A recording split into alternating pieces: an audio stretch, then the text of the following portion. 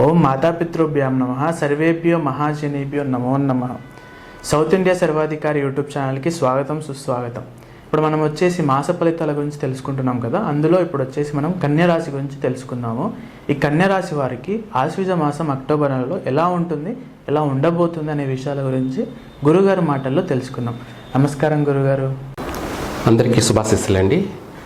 మనకు కన్యా రాశి వాళ్ళకి ఈ యొక్క అక్టోబర్ నెల ఆశ్వేజ మాసంలో ఈ మాస ఫలితాల వారిగా చూసుకుంటే కన్యా రాశి వారికి ఎలా ఉండబోతుంది. మనకు ఈ రాశి వాళ్ళకి ప్రస్తుతం మన గ్రహణ ప్రభావం వల్ల కానీ, ఇక్కడ శని శుభకారకుడై ఉన్న ఈ సంవత్సరం అంతా కూడా, గురువు కూడా శుభకారకుడై ఉన్నా కూడా గ్రహణ దోష ప్రభావం అనేది వీళ్ళపైన అధికంగాను తీవ్రంగాను ఉండడం ఒకటి. దీని ప్రభావం వల్ల కానీ లేదా ఇంకా కొన్ని గ్రహస్థితులు అనుకూల లేనందువలన ఈ రాశి వారికి ప్రతిదీ రివర్స్గా ఉంటుంది. ప్రతిదీ రివర్స్ అంటే ఏ పని మొదలుపెట్టినా కూడా మందకొడిగా సాగడము, ప్రారంభించిన తర్వాత పూర్తి కాకుండా మధ్యలోనే ఆ పని ఆగిపోయేటువంటి అవకాశాలు కూడా అధికంగా ఉన్నాయి కన్యా రాశి వాళ్ళకి. అలాగే ఇదే కాకుండా వ్యాపారాలు ఏవైనా సరే ప్రారంభించాలనుకున్నప్పుడు చాలామంది అనుకుంటుంటారు, ఏమని, దసరా నవరాత్రులు కదా, మంచి రోజులే కదా అని చెప్పేసి కూడా అనుకుంటుంటారు. మాసవారి ఫలితాల ప్రకారంగా చూసుకున్నట్టయితే ఈ మాసం అంతా కూడా నెగిటివ్గా ఉంది కాబట్టి చేయకపోవడం చాలా మంచిది ఈ మాసంలో. ఎందుకంటే మనం చేసేది పెట్టుబడి, డబ్బులు, మన దగ్గర ఉన్న డబ్బులు తీసుకుపోయి పెట్టుబడి పెట్టి వ్యాపారం చేయడం అంటే మన డబ్బులని, ఉన్న డబ్బులను తీసుకుపోయేసి పోగొట్టుకోవడం అని అర్థం. అందుకనేసి వీలైనంత వరకు ఈ మాసంలో చిన్న వ్యాపారాలు అయినా సరే, పెద్ద వ్యాపారాలు అయినా సరే చేయకపోవడం ఎంతో మంచిది, మీకు శ్రేయస్కరం. తర్వాత ఏదైనా వాహనాలు కొనేటప్పుడు జాగ్రత్త. ఇది కూడా చాలామంది దసరా నవరాత్రులు కాబట్టి వాహనాలు కొనుక్కునేసి పూజలు జరిపించుకుంటూ ఉంటారు. ఈ రాశి వాళ్ళు నూతన వాహనాలు కొనవద్దు. ఉన్న వాహనాలనే జాగ్రత్తగా చూసుకోవాలి.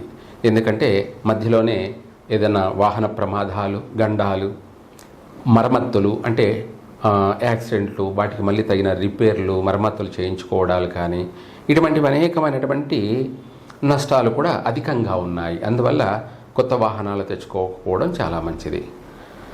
అలా తెచ్చుకోవడం వల్ల కొత్త వాహనాలు ప్రమాదానికి గురయ్యే అవకాశం ఉంది, డ్యామేజ్ అయ్యే అవకాశం ఉంది, మనకు కూడా గాయాలు, ప్రమాదాలు జరిగే అవకాశం కూడా ఉంది. కాబట్టి ఆ పని చేయకపోవడం ఎంతో మంచిది. మనం ఏదైనా ఒక వస్తువు తెచ్చుకున్నామంటే దానివల్ల మనకు కలిసి రావాలి. వాహనమే తెచ్చామనుకోండి, ఆ వాహనం వల్ల మనకు మనశ్శాంతి, ప్రశాంతంగా ఉండాలి, మనం అభివృద్ధి చెందాలి. ఆ వాహనం వల్ల ఇంకొక మంచి ఉన్నత వాహనం కొనే అవకాశం కానీ, లేదంటే ఇంకా మంచి మంచి శుభ ఫలితాలు అనేది కలగాలి అంటే ఆ వాహనం మనకు కలిసి వచ్చింది అని అర్థం. కలిసి రాలేదనుకోండి, నష్టం జరుగుతూ ఉంటుంది. ఆ నష్టం కూడా తీవ్ర స్థాయిలో, భారీ స్థాయిలో ఉంటాయి. అందుకనేసి వాహనం కొనకపోవడం మంచిది. ఉద్యోగ ప్రయత్నాలు చేసేవాళ్ళు కూడా కాస్త ఓర్పుగా చేయండి ప్రయత్నం. ఇదే కాకుండా ఆల్రెడీ ఉద్యోగం చేస్తూ ఉన్నవాళ్ళు, వాళ్ళు చేసేటువంటి సంస్థల్లో వీళ్లకు వ్యతిరేకతలు అధికంగా ఉన్నాయి. పై అధికారుల వల్ల మాట పట్టింపులు ఉన్నాయి. తోటి ఉద్యోగస్తులతో కూడా మనస్పర్ధలు కూడా బలంగా ఉన్నాయి. అందువల్ల చాలా జాగ్రత్తగా ఉండాలి. వీలైనంత వరకు ఈ కన్యా రాశి వాళ్ళు మౌనంగా ఉండడం చాలా మంచిది. అంటే మౌనంగా అంటే అవసరాన్ని బట్టి మాట్లాడడం, ఎక్కువగా మాట్లాడకపోవడం, అది కూడా ఓర్పుగా, ఓపికగా, సహనంతో ముందుకు వెళ్ళడం. కన్యా రాశి వాళ్ళకి ఇది ఉత్తమం. దీంతోపాటు సంతాన విషయంలో కూడా చాలా జాగ్రత్తగా ఉండాలి. సంతాన విషయాలలో కూడా కాస్త నష్టాలు జరిగే అవకాశం ఉంది. అంతేకాకుండా కుటుంబంలో కలతలు అధికంగా ఉన్నాయి. భార్యాభర్తల మధ్య కావచ్చు, లేదా ఇంట్లో కుటుంబ సభ్యులతో కావచ్చు, అన్నదమ్ములతో కావచ్చు, ఇటువంటి వాళ్ళతో కూడా చాలా జాగ్రత్తగా వ్యవహరించాలి. ఇంట అలాగే బయట చాలా సున్నితంగా వ్యవహరించడం చాలా మంచిది. ఎందుకంటే గోడుతో పోయేదానికి గొడ్డల దాకా తెచ్చుకోవడం కన్నా మనము ఒక మాట అన్నా కూడా మౌనంగా వెళ్ళడమే మంచిది. ఏది ఏమైనప్పటికీ కన్యా రాశి వాళ్ళకి ఈ మాసమంతా కూడా అనుకూలత లేదు. విదేశాలకు వెళ్ళాలని ప్రయత్నం చేసేవాళ్ళు ఈ మాసంలో చేయకపోవడం మంచిది. ఒకవేళ వచ్చిన వాళ్ళు వచ్చింది వెళ్ళాలి కదా, తప్పదు కదా అంటే ఈ మాసంలో వెళ్ళడం వల్ల అక్కడ స్థిరపడే అనుకూలత ఉండదు. నెగిటివ్ మాసంలో వెళ్ళడం వల్ల మళ్ళీ తిరిగి ఎప్పుడైనా రావాల్సిందే వస్తుంది. అక్కడ మనకు సెట్ కాకపోవడం జరిగే అవకాశాలు కూడా ఉన్నాయి. అందువల్ల వీలైనంత వరకు పోస్ట్ పోన్ చేసుకోవడం చాలా మంచిది. లేదు కుదరదు అంటే దానికి ఏదైనా సరే దాన ధర్మాలు చేసి వెళ్ళడం చాలా మంచిది. ఎందుకంటే అక్కడ ఫస్ట్ వెళ్ళినా కొద్ది రోజులు కష్టపడినా తర్వాత మెల్లగా స్థిరపడడం అనేది జరుగుతుంది. ఇలాంటివి మనం చేసుకోవడం వల్ల కలిసి వస్తుంది. అంతేకాకుండా ఈ కన్యా రాశి వాళ్ళు ఈ యొక్క నవరాత్రులు అమ్మవారికి విశేషంగా కుంకుమార్చన. ఈ కుంకుమార్చన కూడా ఏమిటి? మంత్రజపం.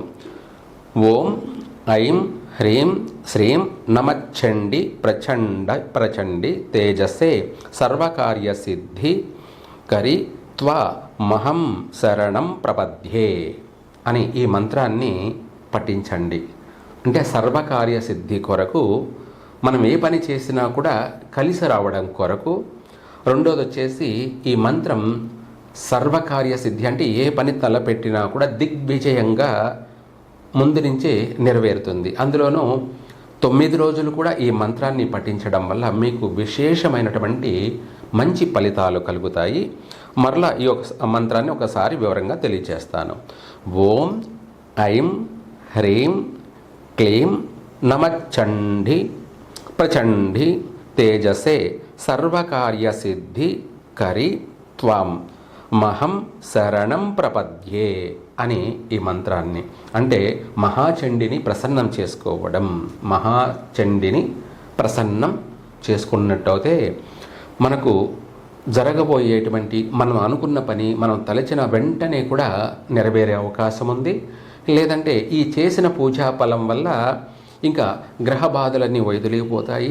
శత్రు వినాశనం జరుగుతుంది. నరదృష్టి పూర్తిగా సమూలంగా నశించిపోతుంది. కన్యా రాశి వాళ్ళకి మట్టి పట్టుకున్న బంగారం అయ్యే అవకాశము ఉంది. ఎందుకంటే అమ్మ అనుగ్రహం ఉంటే అన్నీ ఉన్నట్టే. సర్వే జన సుఖినో భవంతు.